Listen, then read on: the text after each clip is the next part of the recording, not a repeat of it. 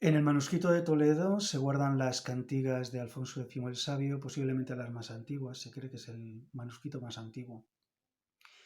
Y tras componerse las 100 cantigas, el rey mandó componer otras 5 para las fiestas de Nuestra Señora y otras 5 para las fiestas de Jesucristo.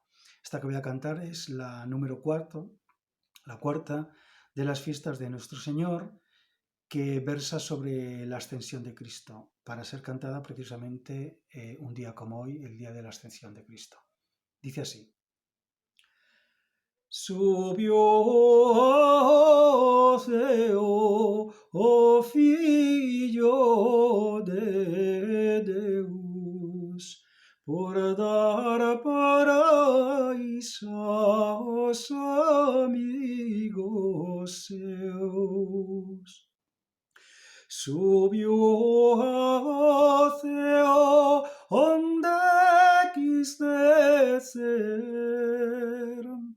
en terra por nos e da Virgem nascer. E depois paixone morte quis prender, muy forte na cruz per mano dos judeus.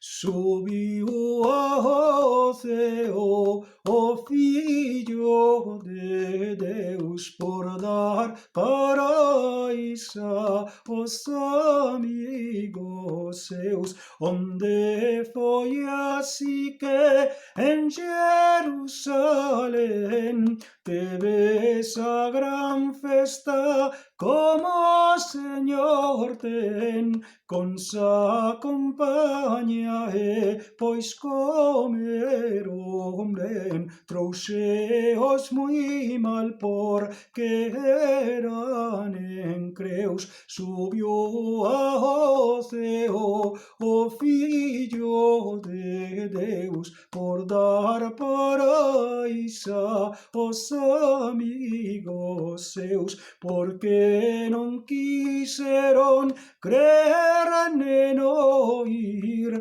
os que ouviran de morte resurgir, porén dante les aos ceos subir, que segundo conta Marcos e Mateus. Subiu ao céu o Filho de Deus, por dar paraíso aos amigos seus.